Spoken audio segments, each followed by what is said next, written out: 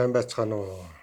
Өнөөдөр 2026 оны 8 дугаар сарын 7-ны өдөр Монголдо сайхан амьдрий ээлжит лайв эхэлж байна. Өнөөдрийн лайвын сэдэв маань болохоор хөгжлийн стратеги тэгээд далайн тайвар гэсэн ийм сэдвээр ярина. Энэ маш чухал сэдэв байгаа. За би ингээд стратеги, тактик ярина гэдэг маань одоо багштай байж л таараа тийм ээ. Тэгжээж ийм зүйл ярина шүү дээ. Мэдээж одоо Монголдо сайхан амьдрахын тулд бид нар хөгжлийн стратеги байх хэрэгтэй. Хамгийн чухал юм. Тэр нь зөв байх хэрэгтэй. Тэгээд хэрэг бид нар энийг хийж чадахгүй бол тэр худлаа болно гэсэн. Стратеги зөв гаргаж чадахгүй бол.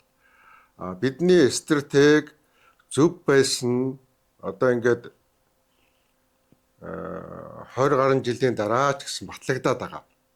Анхны стратеги маань бидний 20 жилийн өмнөх стратеги зөв байжээ гэдгийг өнөөдөр хүртэл ингээ батлагдаад байгаа байхгүй юу. Тэгэхээр яг стратегийг одоо бидэнд цэргийн дээд сургууль манай энэ Пүрэвдэрж багш байгаа. Пүрэвдэрж багш маань энэ зургийг би фэйсбүүкээс авсан учраас энэ багш ангийнхаа багын багштайгаа зогсож байгаа шиг байна. Фэйсбүүк дээр ийм зураг тавьсан байлаа. Энэ хүн болохоор Оросын холбооны улсад одоо бүр жинхэнэ нөгөө академи төгссөн. Стратеги, тактик судлалаар гэсэн үг шүү дээ зэргийн. Яагаад гэвэл энэ Оросын стратеги бол маш сайн байдаг. Ер нь дэлхийн 1 2 дугаар андчлалд байгуулж исэн дараа нь одоогийн байдлаар ихэд биш шүү дээ. Стратегийн хувьд Оросын стратеги үнэхээр ингээд дийлж байгаа шүү дээ дэлхий дээр. Тэгээд Америкийн хувьд бол тактикийн ажиллагаандаа сайн боловч стратеги бол бас Оросыг гүцэхгүй байгаа. Та бүхэн харж байгаа бох тийм ээ. Тактикийн одоо тэр нэг Венесуэлийн ерөнхийлөгчийг барьцлах хэмтэр бол тэр тактик юмдаа их сайн байгаа. Яг тэр стратегийн асар том алдаа гаргаад Иран руу дайсан эргээд одоо Америкт маш муугар нөлөөлж штэ. Энэ чинь стратегийн алдаа. Тийм учраас биднийг энэ хүн болвол ингээд маш багад ингээд маш сайн сургасан, маш сайн багш байгаа юм. Ийм багшийн шав учраас би одоо яг ингээд юм анханасаа зөв ийм стратеги байж ирсэн байна гэж одоо танилцуулах гэж байгаа байхгүй юу. Миний одоо цаана энэ хүн одоо ингээд сургасан энэ цэргийн дээд сургууль 4 жил бол стратеги, тактик, цагийн байдлыг үнэлэх, гадаад байдал, дотоод байдал гэдэг энэ чинь байнга ингэж давцаараа дандаа тэгж хардаг болчихж байгаа байхгүй. Тийм учраас энэ ялгаагүй байлдааны үед ч байна уу, инх цагт бас энэ бизнес дээр бас л тооцооч та. Ингээд яах вэ? Гадаад нөхцөл ямар байна? Манай эдийн засаг ямар байна гэл ингээд шийдээд явсан. Энэ дээр стратегийн хувьд бол ямар нэгэн алдаа гаргаагүй юм байна. Бид нар харин тактикийн алдаанууд гаргаж байсан байна. Тухайн үедээ цагийн байдлаа буруу үнэлснээс болоод одоо жишээ нь 20 гаруй жилийн өмнө би инх төр шиг одоо ингээд манангийн эсрэг гээд иргэний хөдөлгөөний ном байгуулад үзлээ шүү дээ. Тэгээ 28 оны сонгуульд бид суудлаа авна. За тэгээд 2008 оны сонгуульд Тэнгууртлаа 2009 оны сонгуульд ерөнхийлөгчд өрсөлдөн. Тэгээд одоо ингээд өөрчилчихнө гэдэг тактик маш буруу байсан байгаа байхгүй юу. Тэр тактик буруу байсан учраас нөгөө хэцүү нэртэй газар руу орцсон гэсэн. Энэ тактикийн алдаа. Тэгвэл цаад санаа маань зөв байсан гэдгийг би одоо та бүхэнд ярих гэж байгаа байхгүй юу. За бид нар ингээд манай хамгийн одоо тэр хэцүү асуудал чинь бол манай улсын хүнд асуудал бол одоо нефт бүтээгдэхүүн шүү дээ. Манай улсын одоо сул тал гэсэн. Одоо ерөөсөө сул тал юу вэ гэхээр 100% гадаад орноос хамааралтай. Яг энэ стратегийн энэ бодлого дээр эхлээд одоо энэ отхон бэлэггүй ажиллаж ясаа тий.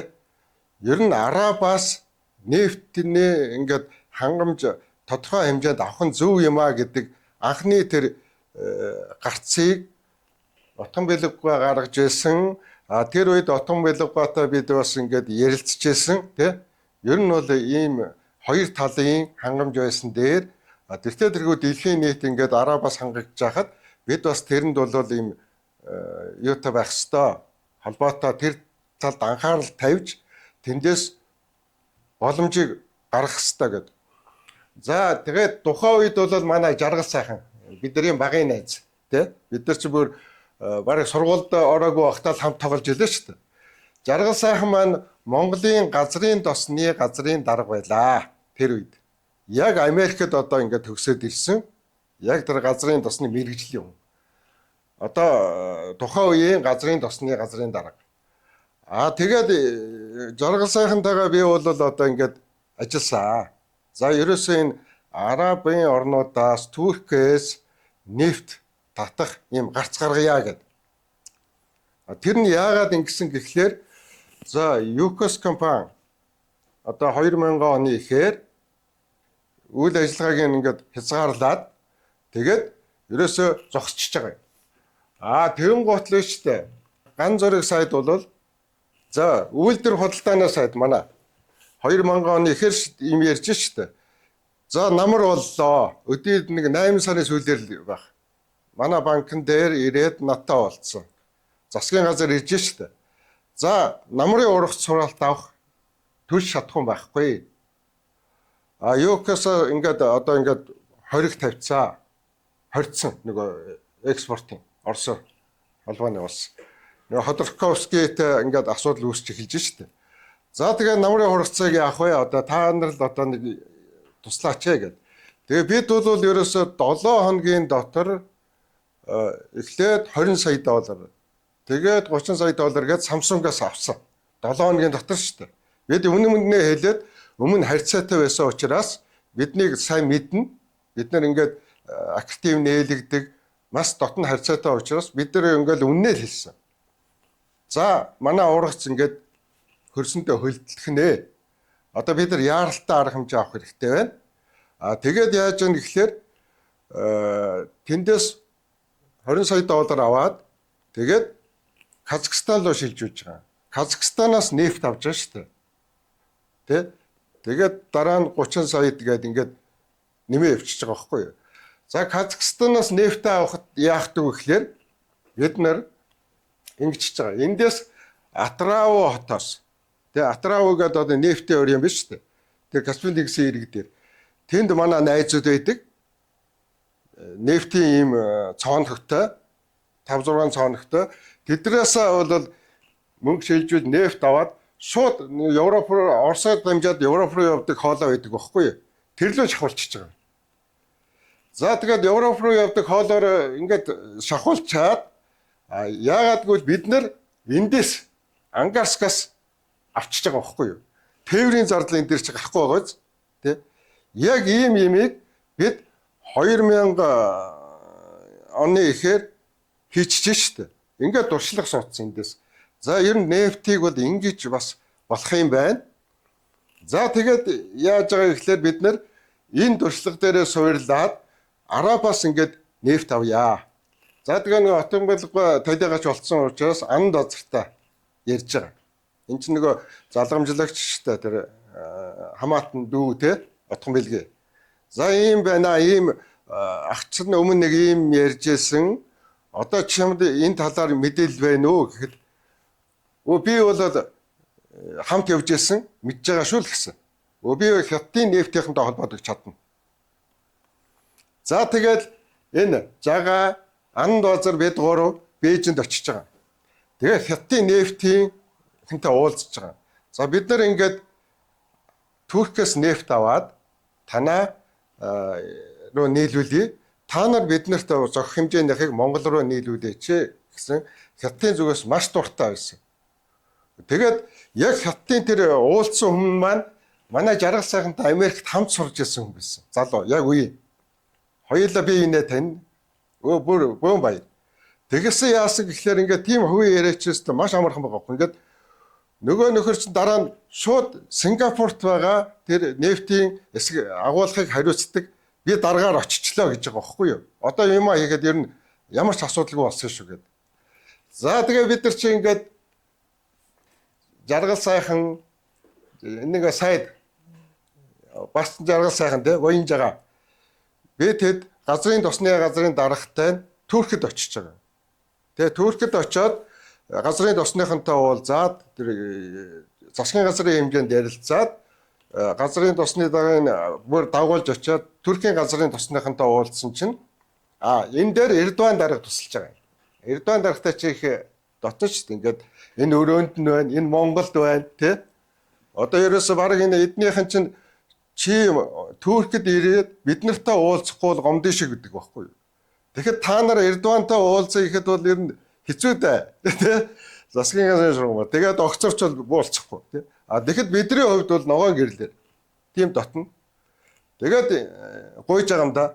Энд чинь шүү дээ ингээд ийм хоолоо гарч байгаа.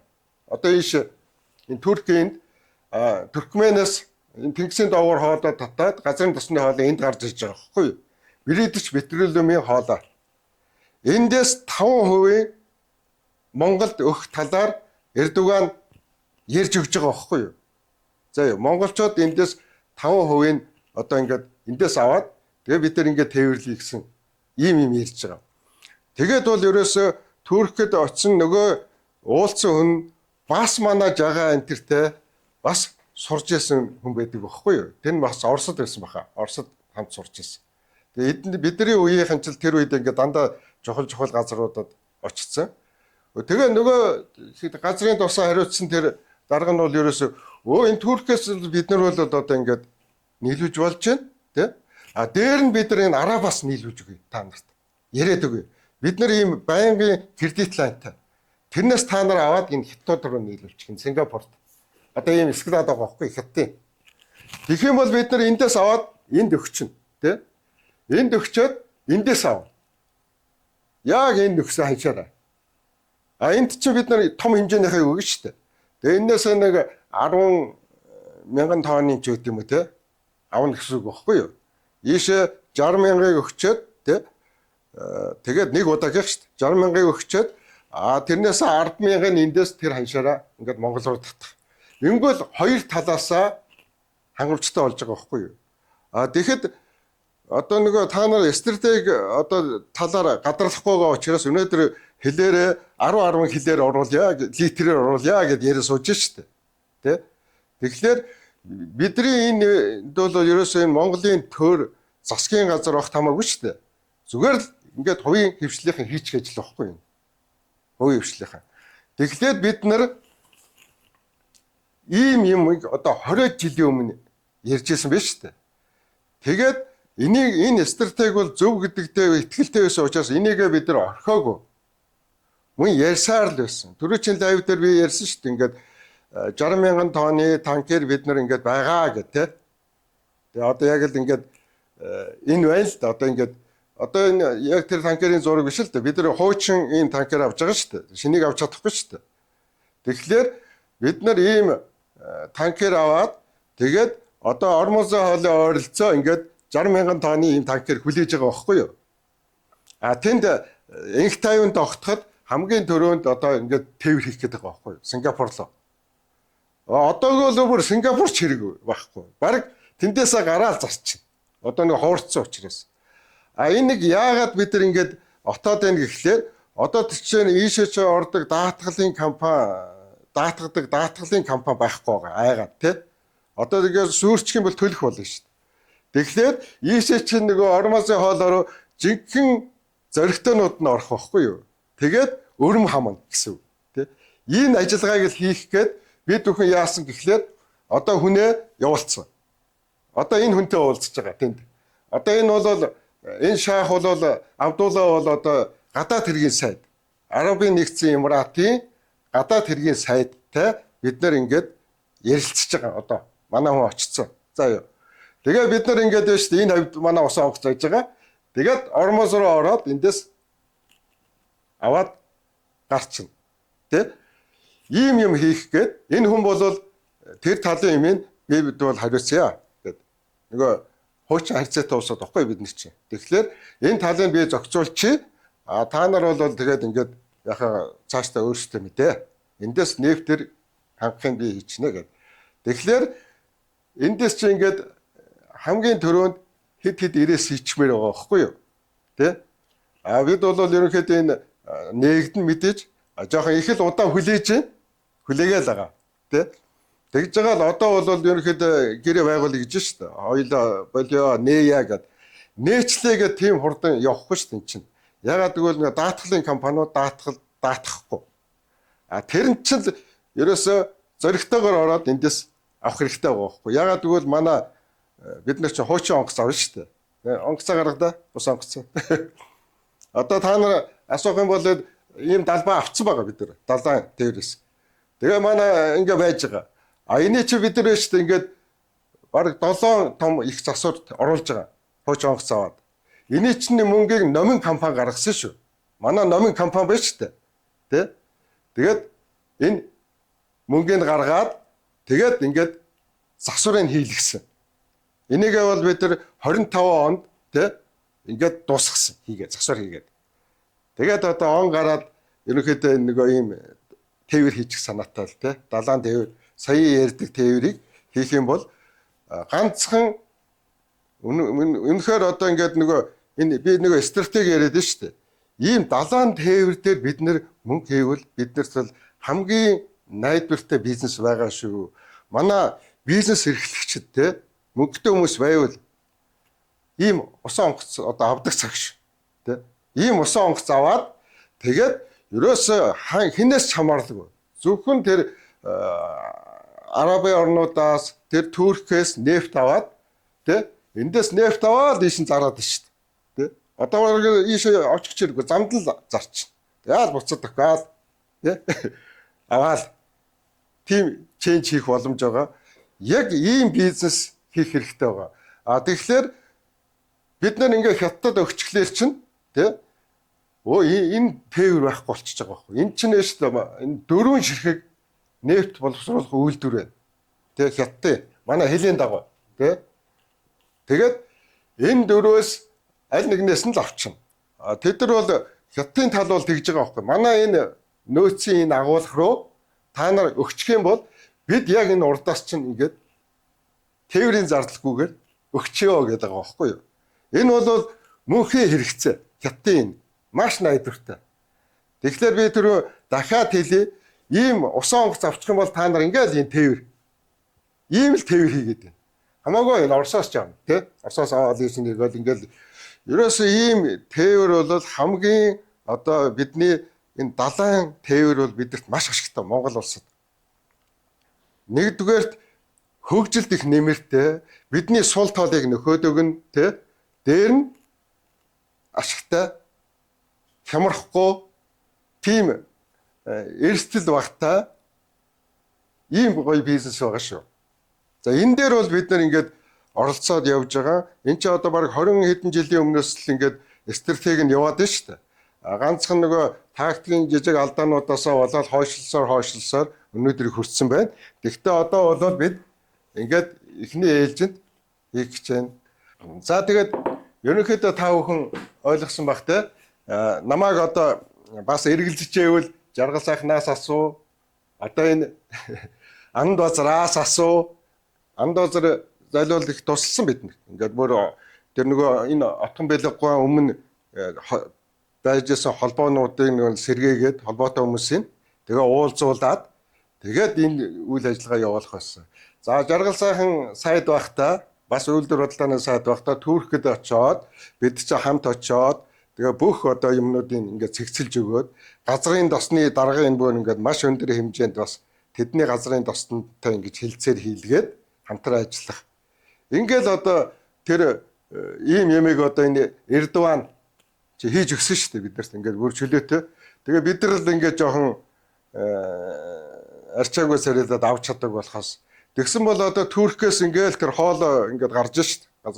Тэндээс аваад бид нар ингээд хятад руу нийлүүлэхэд бол зүгээр л араа эндээс British Petroleum-ийн хоолоо 5 хүртэлх хувийг та нар ингэж авч болно гэж байгаа байхгүй юу?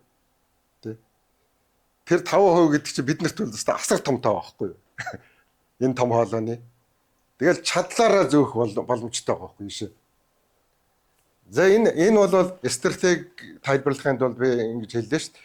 Ийм байдлаар хөгжин шүү. Ер нь.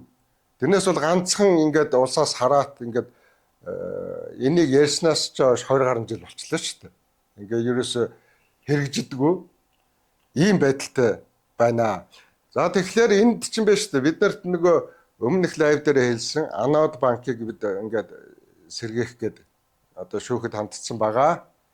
Одоо захиргааны хэргийн дав заалтах шатны шүүхэд энэ бол хуулиараа бол яалтчгүй одоо тэр сэргэн ийм байгаа.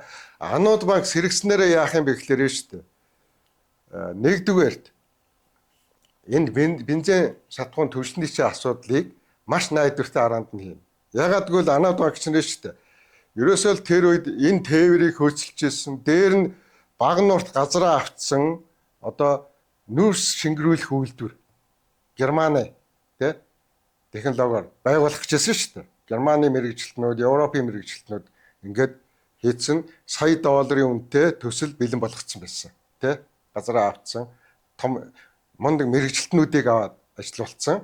Дээр нь Меркель дэмжсэн. Тэр бумыг боломжтой, Goldman Sachs банк тэр бум оруулах боломжтой энэ төргээд ингээд санхүүжилттэй хүртэл ингээд яриад явж ирсэн. Тэгсэн бол өнөөдөр баг нуурт одоо 1 сая тонн үйлдвэрлэх юм ш. Тэр үе чинь 500 байсан манай хэрэгцээ. 500 мянга. Тэгвэл бид нар 500 мянганд хятад руу зарна гэж тооцоолж ирсэн баггүй юу? Тэгэхээр ингээд Анод банк хэрэг байсан бол ингэнэ шүү дээ. Дотоод нефт бензин түлшээ үйлдвэрлэчих нь. Гаднаас далаагаар тэгээ Оросоос тэ Казахстанаас гээд айгүй олон сувгтай байх юм шүү дээ. Тэ Казахстаныг бол ингээд маш гоё байхгүй юу? Яг нөгөө Европын ингээд явсан хоолойтой холбоотой тэр л нийлүүлчихнэ. Тэнгуут л Ангарскаас яг тэр ханшаараа авчихна. Ийм гоё боломж. Тэгээ ямар ч гэсэн бид ингээд тэр ургацыг хураалдаж чадсан шүү дээ бид нар чинь. Тэр 2000-аад оны ихээр тэр ингээд нефтгүй байхад нефт оруулж ирээл ургацаа хурааж аваад тэгэл одоо манай сайд маань ингээд үүргээ биелүүлсэн байхгүй засаг тэр үед. Тэгэхээр ингээд хувийн хвшлийнхантайгаа ингээд маш сайн нягт ажиллах хэрэгтэй байхгүй юу? Одоо өнөөдөр манай хүн эндээс ингээд нөгөө 60 мянган тонн нефтээ ингээд ачаал ингээд хөдлөх юм бол тэгэл бид нар нефттэй болно шүү дээ. Шууд эндээс ингээд хятадаас авна шүү дээ. Нефт. Дэлхийн зах зээлийн үнээр өндөр үнэтэй биш. Ийм боломж байдаг байхгүй юу? За тэгээ нэг Анод банк ярьж ирсэн шүү дээ. За нефтээр ингээд хангах нь байна. За хоёрт нь ингээд далайн тээврийг одоо хийх нь тийм ээ. Анод банк байсан бол одоо энэ бүс нутгийн банк болно гэдэг байгаа шүү дээ. Бүс нутгийн тэр хөдөлთა энэ юу гэж бүгдийг барьчихна бид нэр. Тэр Орос хятадын хөдөлთა, Орос энтгийн хөдөлთა, Орос, Японы, Орос өмнөд Солонгосын бүх хөдөлтааг тэр мөнгөний эргэлтийн 326 тэрбум билүү. Тэр доллар руу ч одоо тодорхой хувь нь ядаж нэг 10% ч гэсэн барьж чадвал боллоо шүү дээ. Ингэчгэн. Дээр нь бид нар чинь нэг өмнө хэлсэн тий. Оюутлагыг бол бид нар бол зүгээр аж ахуйн нэгжийн хоорондын асуудлаар шийдчихэ. Тэр засаг төр арбитр тэгээ тийм аюултай юмроо орохгүй. Аж ахуйн нэгдийн хоорондох юм асуудлаар шийдээд оюутлагын нөгөө мөнгийг төлбөрийг Анод банкаар явуулчихна. Бас нэг 15 их 80 билүү тий. Ийм мөнгөний эргэлт байгаа шүү дээ. Энд чинь Анод банкаар яваад оюутлагаа сайхан хянчихна гэсэн. Тэгэхгүй бол одоо бүүм мэдэн шүү дээ. Үндэ тэнд бол асар их алтны сур гараал байдаг. Яг тогтоож чадахгүй тий. Хэдэн 10 тонн алт гараад байгаа бүүм мэд. Гараал байгаа тий. Тэгэл тэдний хэлсэн тоогоор л яваад байгаа. Бид нар бол өөрсдөө л мэдж байгаа. За ямар хөө хэмжээний алт тий гарч байгаа вэ? Ямар хөө их үнэт одоо зүгээр зэснээс ч үнэтэй юмнууд юу болоод байгааг бол гадралж байгаа учраас яриад нь шүү дээ. Тэрийг ч ингээд баталгаатай, нотлогоотой ярих хэрэгтэй шүү дээ. Тэгэхэд бол тэгж нотлох чадахгүй байгаа юм чинь. Тэгээ тэр талаар ярих бас хүндрэлтэй байгаа. За ингээд ерөнхийдөө лайв өндөрлөе. Та бүхэн хэллээ шүү дээ. Ингээд за зарим хүмүүс сэтгэлдээрээ битсэн байлээ. За энэ танах чинь зөндөө мөнгө хөрөмтлүүлээ үсттэй хувьцаа эзэмшижээс гэдэг. Тэрийг би нуудгүй шүү дээ. Нэг 5 тэрбум тий. Тэрнээсээ баг тэрбумыг буцаагаад авцсан. Тэгээд нөгөө шаардлага гарч байгаа улсаар улсууч ачигтлал гарч байгаа учраас. Тэгэхдээ бид нар энэ дэлхий дээр байгаа энэ олон улс тий хэдэн зуун тэр бумаар ингээд хийж чадахгүй байгаа бүтээгдэхүүнийг бид тэр мөнгөөр чи хийцэн шүү дээ. Хамгийн гол нь хийцэн энэ усан онгоц авцсан байна те. Бид нар бол ерөөсөө тэр мөнгөөр гайхамшигтай үр дүн гаргацсан. Тэгээд одоо яг тэр би зөвхөн лабораторийн одоо тэр өгсөн те тайлан биш та лабораторийн шинжилгээний дүнг Трампад өгөхөд бол зүгээр Трамп бол зүгээр шууд юу тайвширна. За Монгол гэл хүүгээд. Монгол найзаал гэдэг юм. Яагаад гэвэл тэрүүгээр хэн чадж байгаа нь дэлхийн эзэн. Тийм бүтээл гаргачаад шүү дээ бүтээгдэхүүн. Тэрэн дээрээ бид нар ингээд ажиллаж байна. Өшөө сайжруулж байна. Тийм учраас бидэрт өшөө их мөнгө хэрэгтэй байна. Одоо жишээ нь өгж байгаа л сая хэллээ шүү дээ. Энэний чинь засварыг номингийн баяр сайхан гаргасан шүү. Тэ? Тусалсан. Тухайн үед бид бас тусалж байсан бол эргээл энэ дээр чинь ингээд манай компаниуд ингээд тусалж байгаа. Би тэгээд дансаа тавьчих. Та бүхэн гэртээ дэргөө манай одоо улс бол том хүчирхэг улс болно эдийн засгийн. Тэр үйл хэрэг та бүхэн ингээд хувь нэмрээ оруулал их сайн байна. Ингээд номын шиг те ингээд туслаад. Дээр нь бас нөгөө гарамжив маань Палмат одоо ингээд эх 7 хоногоос уулзахаар тохирсон байгаа. Тэгээ гарамживтайгаа би гэх мэтэр ингээд компаниудтайгаа бүгдээрээ ингээд хүчээ нэгтгээд сайхан амьдрий гэж байгаа шүү дээ. Одоо ерөөсөө би энтэйгээ хэрүүл хийж дэрслэх биш. Нэгдээд хамаагүй тэр хэн байсан хамаагүй. Одоо харин хэн байх нь чухал байна. Үнэхээр одоо энэ хүчирхэг хөх гүрнийг бүтээхэд хэн оролцсон тэр л одоо манаатлын хүн тий. Зүгээр зам цаад болоод ингээд байгаа улсууд бол нөгөө тэнгэрийн цэвэрл хүлээн шүү гэж хэлээд байгаа шүү дээ. Бас тийм улсууд байгаа. Ингээд саад болоод одоо бүр ингээд ажил дээр садаа болоод цаг аваад байгаа улсууд бол тэгээд ирээдүй байхгүй шүү тэднэрт бол. Нөгөө мэрэгдүүд яалаа, наймаа яалаа тий. Тэр шиг юм болно шүү. Нөгөө ванхан хэрээдүүд яалаа гэдэг шиг юм болно шүү. Тэгэхээр ерөнхийдөө хоёр талтай хуваагдах нь шүү дээ. Гүрэн тий хөх гүрний төлөө нөгөөдөл нь нөгөө сүрлийн төлөө явж байгаа улсууд болж хуваагдах нь шүү дээ. Хүмүүс маань.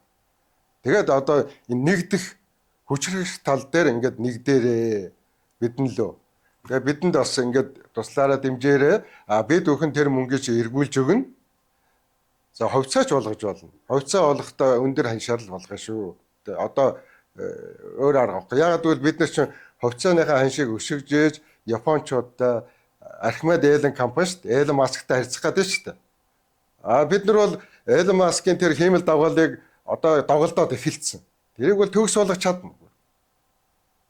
Тим хэмжээнд шинжлэх ухааны технологийн одоо олдонд хүрсэн. Бид нар бол дэлхийн хамгийн сайн батарейг одоо үйлдвэрлэх болно. Тэ? Хаач байхгүй тийм. Тасархаа батарей. Тэрийг одоо патентын нууцлалтаа жоох ингээд байгаад байгаа. Энэ хооронд бол бас нэг ийм тааруухан батарей их шахаад байгаа шүү. Тэрийг өөр зориуд сансан дээр хэлчих. Тэр чинь бол ерөөсө хамгийн аюултай шүү. Тэр энэ одоо ингээд хятад яаж байгаа гэхээр нөгөө оноор нь ингээд юу яаж байгаа шүү дээ. Худалдаанд орохыг хориглоод хэлчихэж байгаа. Тэгэхээр тэр чинь хаядлыг батарей storage болгоод та нарт ингээд шахачна гэдэг чинь дараа нь тэр хогийг чинь зайлуулах чинь хамгийн хүнд асуудал болно шүү. Тэр нэгдүгээр тийм сайн ажиллахгүй тий тэр батарей хоцрогдсон. Оноороо ингээд бүр унтсан. За хуучин батарей гэсэн үг шүү дээ. Одоо нөгөө цахилгаан машин зориулаад үйлдвэрлэсэн тэр батарей тэр нарны дэлгэц бүгд одоо ингээд ер нь бараг сүүлийнх нь 2007 оны 7 сараас хойш бүр худалдаанд гаргахгүй гэдэг байгаа шүү дээ. Хятад хатуу хориглож байгаа. Тэгээ нөгөөдөл чинь нөгөө хэцүү бүтээгдэхүүнээс яаж салах вэ? Нөгөө муу батарейнаас яаж салах вэ гэх бодлоо нөгөө л Монгол руугаа тий Пакистан руу тэр Африк руу жигж хэлж байгаа байхгүй хятад. Маш идэвхтэй хямдхан. За хямдхан юм бол ойлгомжтой үндэл тохирно шүү. Дээр нь гайн тэр хаягдл бол өстой бүр бид нарыг валлаа шүү. За ингээ өндөрлөө.